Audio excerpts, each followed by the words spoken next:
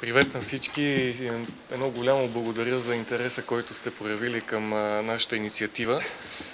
Искам да ви кажа правилното наименование на нашата асоциация, а то е Асоциация на действащите автомобилни състезатели, което самото име говори, че са хора, които участват в състезания, а не бивши или бъдещи състезатели или деятели или така нататък.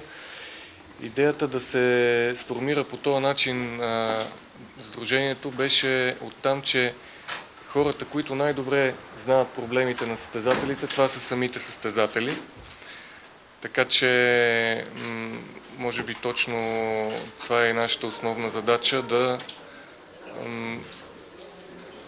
оправиме голяма част от проблемите, които имат автомобилните състезатели, да комуникираме с БФАС, с организаторите на състезанията, да следиме за това как се провеждат те, има ли някъде пропуски в специални правилници, в технически правилници и така нататък. И когато има проблеми, не те да се решават еднолично от конкретно засегнатия човек, ами да има една асоциация, едно сдружение, което да седи и да защитава интересите на пилотите.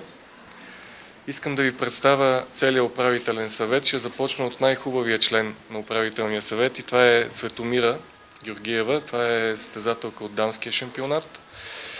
Румен Дунев, добре познат на всички. Тодор Славов също. Иван Шопов, Николай Златков, Боби Борисов, Петко Петков и Радко Георгиев, който за съжаление не можа да присъства. Това, което се постарахме да направим, беше в управителния съвет да има по един член от всеки вид автомобилен спорт. Тоест рали, писта, планинско и така нататък. Към мене ли беше нещо? Не. Добре. По този начин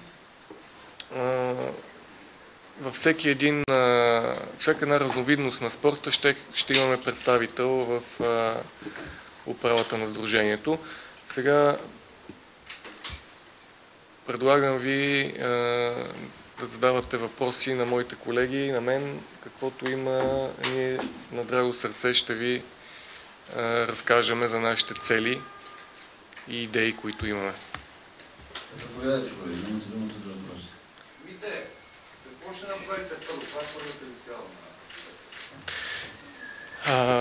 Първата цел. Аз мога да кажа, че първата цел вече е изпълнена. Това беше да намалиме броя на състезанията в различните му разновидности. И бяхме поканени на управителен съвет на федерацията, поговорихме с тях. Бих казал, до голяма степен решихме част от проблемите финансовите, като намалихме тези състезания. Тепърва обаче имаме още много неща за оправяне, които могат да бъдат в доста по-добър вид.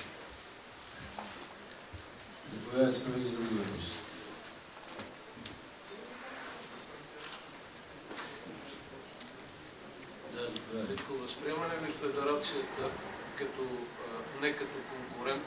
Какво ви е впечатлението? Възприемат ли ви не като опит за намесване в тяхната запазена област? Или ви възприемат като професионалисти, които искат заедно с тях да създадат по-добри условия за изяване? Какво ви е първото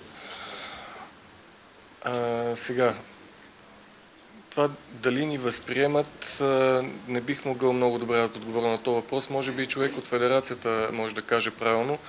Слухове се носят всякакви, има най-различни представи по този въпрос.